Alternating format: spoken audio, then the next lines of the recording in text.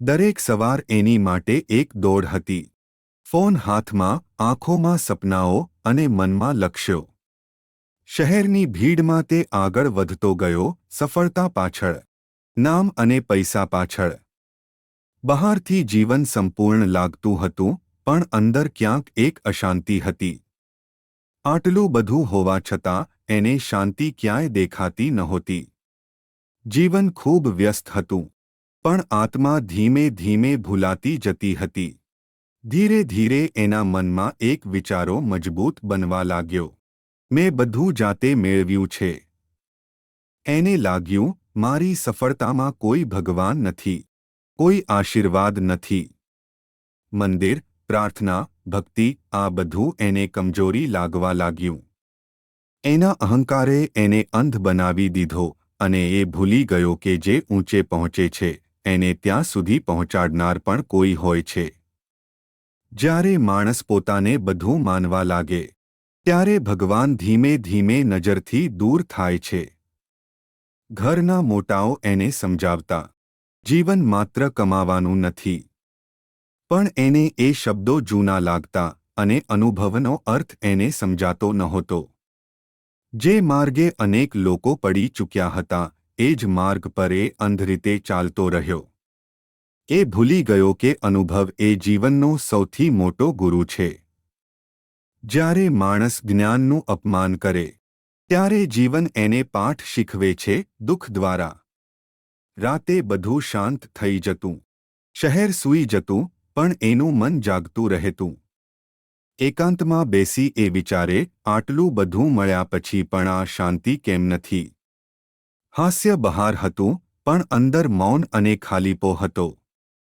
સફળતાના શિખર પર ઊભો હતો, પણ હૃદયમાં કોઈ આનંદ નહોતો. જ્યારે આત્મા ભૂખી હોય, ત્યારે દુનિયાનું બધું પણ ઓછું લાગે છે. એના અંદરથી એક નાનો અવાજ આવતો હતો, ધીમો, શાંત, પણ સચ્ચો. તું માત્ર શરીર નથી, તું માત્ર પૈસા નથી, તું આત્મા છે. પણ જીવનના શોરમાં એ અવાજ દબાઈ જતો હતો. એ બધું સાંભળતો હતો, પણ સ્વીકારતો નહોતો. કારણ કે આત્મા ધીમે બોલે છે, અને અહંકાર ખૂબ ઊંચા અવાજે. આ રીતે એક આત્મા જીવતા જીવતા પોતાને ભૂલી ગઈ. આ વાર્તા અહીં અટકતી નથી. અહીંથી સાચી યાત્રા શરૂ થાય છે. જીવનમાં અચાનક નાની તિરાડો પડવા લાગી. થોડી સમસ્યાઓ, થોડી ચિંતા અને થોડું અસંતુલન.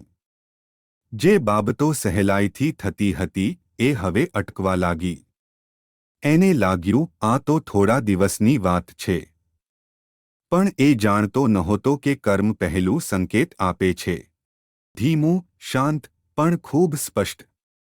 ધીમે ધીમે બધું હાથમાંથી સરકવા લાગ્યું. યોજનાઓ તૂટવા લાગી, મહેનત છતાં પરિણામ ન મળ્યું. જે માણસે પોતાને બધું નિયંત્રિત કરતો માન્યો હતો, એ આજે પોતે જ અસમર્થ લાગતો હતો. મન ગભરાઈ ગયું, અને અહંકાર પહેલી વાર કંપ્યો. જ્યારે નિયંત્રણ છૂટી જાય છે, ત્યારે માણસ સમજવા લાગે છે કે એ સર્વશક્તિમાન નથી. ધીરે ધીરે લોકો દૂર થવા લાગ્યા. જે કાલ સુધી નજીક હતા, એ આજે અજાણ્યા લાગ્યા. વાતોમાં ગેરસમજ ઊભી થવા લાગી, અને મનમાં એકાંત વધતો ગયો. એ સમજી શકતો નહોતો કે દુઃખ સૌથી વધારે સંબંધોના તૂટવાથી આવે છે. કર્મ ક્યારેક સજા બનીને નથી આવતું. એ સંબંધ બનીને આવે છે અને શીખવાડી જાય છે.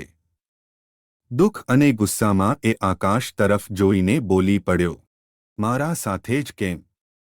હૃદયમાં પ્રશ્નો હતા અને આંખોમાં ફરિયાદ. એ ભગવાનને પૂછતો હતો, પણ પોતાના કર્મોને નથી પૂછતો. દુઃખ માણસને પ્રશ્ન કરાવે છે, પણ સમજ બહુ ઓછા લોકોને આપે છે. જ્યારે દુઃખ બોલે છે, ત્યારે ભગવાન મૌન રહે છે. ધીમે ધીમે એને સમજ પડી, આ સજા નહોતી. આ એક સંકેત હતો, જીવન તરફથી.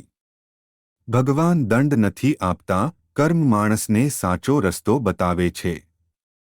જ્યારે માણસ સાંભળવા તૈયાર થાય ત્યારે કર્મ શીખવાડવાનું બંધ કરે છે અને એક ક્ષણે પરિવર્તન શરૂ થાય છે. કર્મ દંડ નથી, કર્મ દિશા છે. Like, comment, share, and subscribe to our YouTube channel, Graphic Guru.